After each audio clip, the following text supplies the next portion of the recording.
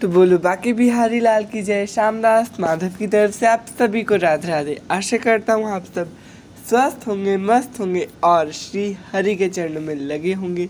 और आज है गोपाष्टमी, तो आप सभी को मेरी तरफ से गोपाष्टमी की बहुत सारी बधाइयाँ हो, ढेर सारी शुभकामनाएं। और आज है कार्तिक मास का 24वां दिन और आज हम पढ़ रहे हैं 24वां अध्याय। और कल से दोस्तों चाहे अध्याय बड़े हो या छोटे, अध्याय 2 करने हम स्टार्ट कर देंगे, क्योंकि बहुत कम दिन रह गए हैं कार्तिक पूर्णिमा को, 1 हफ्ता रह गया है। इसलिए अध्याय जल्दी से जल्दी ख़त्म करना है, क्योंकि अब हमारे पूरे 11 अध्याय रहते हैं और इतने दिन हमारे पास है नहीं। तो हाथ में तिल ले लेना, अभी की बात कर लेते हैं ना। पहले हाथ में तिल ले लीजिए कथा शुरू करने से पहले, या पुष्प ले सकते हैं, ठीक है जी। और कथा शुरू करने से पहले करते हैं थोड़ा श्री हरि का कीर्तन, तो चलिए करते हैं।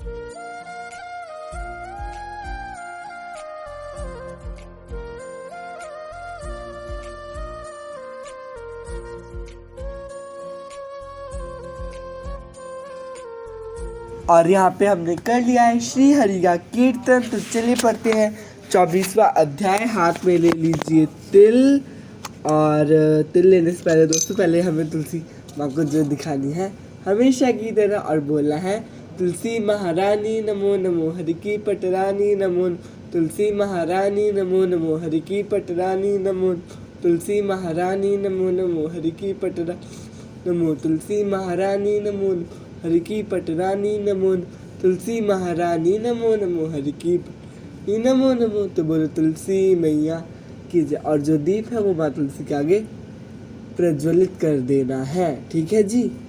और चलिए करते हैं अध्याय 24वां अध्याय है लिखवाओ। हाथ में पहले ले लीजिए तिल, अच्छा है मैंने पढ़ा नहीं, हाथ में मैंने ले ली है अब तिल। एक्चुअली जो तिल है ना थोड़े चिपकते हैं। चलिए पढ़ते हैं। तो बोलो बाके बिहारी लाल की जय, मैया तुलसी की जय, और हमारी माँ राधा रानी की जय। तो लिखवाओ से निज दया से सुंदर भाव बताकर कार्तिक मास 24वां अध्याय सुनो सुधाकर। राजा पृथु ने कहा, हे नारद जी, आपने तुलसी के इतिहास, व्रत, महात्म्य के बारे में कहा। अब यह बताने की कृपा करें कि कार्तिक मास में क्या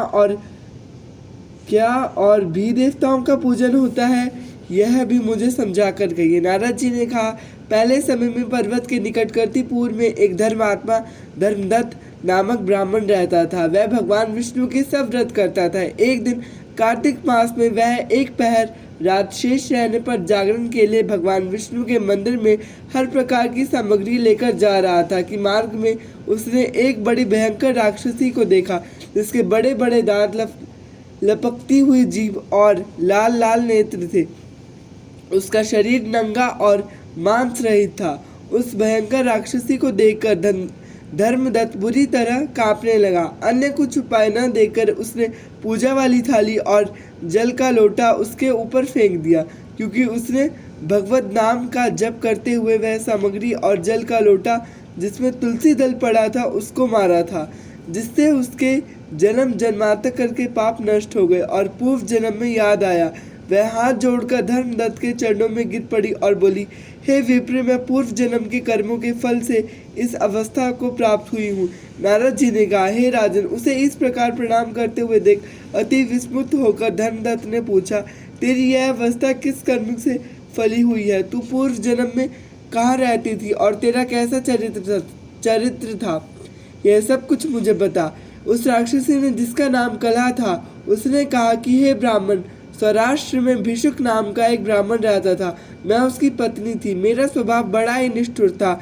मैंने अपने पति का कभी भला नहीं चाहा, न उसे कभी भोजन और न मिठाई ही खाने को दी। मैं प्रतिदिन उससे लड़ती झगड़ती रहती थी। मुझे इस प्रकार की झगड़ालू देख तथा नृत्य प्रति की कलह से तंग आकर मेरे पति ने दूसरा विवाह करने का निश्चय किया। यह सुनकर कि मेरा पति दूसरा विवाह कर रहा है, मैंने उसके ब्याह से पहले ही विष खाकर आत्महत्या कर ली। मेरे मृत्यु के बाद यमदूत आए और मुझे गदा से मारते हुए यम के पास ले गई। यमराज ने मुझे देखकर चित्रगुप्त से पूछा, हे चित्रगुप्त, इसके क्या कर्म है? जो भी कर्म है इसने किए हैं उसका फल इसे भोगना होगा। कला ने कहा, हे ब्राह्मण, चित्रगुप्त ने यमराज से कहा, इसने अपने जीवन में कोई भी अच्छा काम नहीं किया है। यह अपने पति को सदा खराब भोजन देकर अपना अच्छा भोजन करती थी, इसलिए अब यह निष्ठा खाने वाली होगी। अब ये विष्ठा खाने वाली होगी। इसे सब स्वरी का जन्म दिया जाए। चूंकि यह अकेली ही पाक के बर्तन में भोजन करती थी, इसलिए यह अपने बच्चों को खाने वाली बिल्ली होगी। इसने अपने पति पर क्रोध करके आत्मघात किया, इसलिए यह प्रेत योनि में जाएगी। अब आप इसको अपने दूतों द्वारा मरुस्थान में भेज दीजिए। वहाँ पर यह बहुत दिनों तक प्रेत योनि में रहकर फिर यह पापिन अपने तीनों योनियों को भोगे। सो हे ब्राह्मण, मैं 500 वर्ष से प्रेत योनि में हूँ और भूख प्यास के कारण नित्य दुखी रहती थी।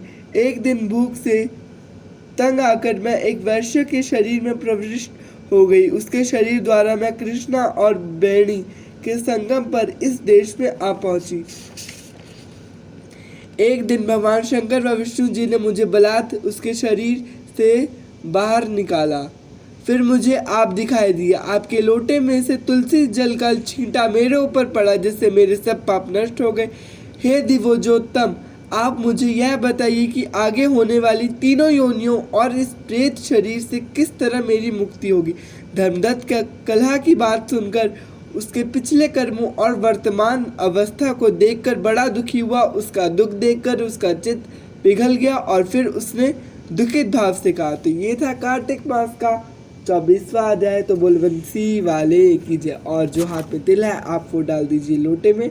और ये अध्याय से आपको पता चलेगा कि पतिव्रता पत्नी कैसी होती है और एक अच्छी नारी कैसी होती है।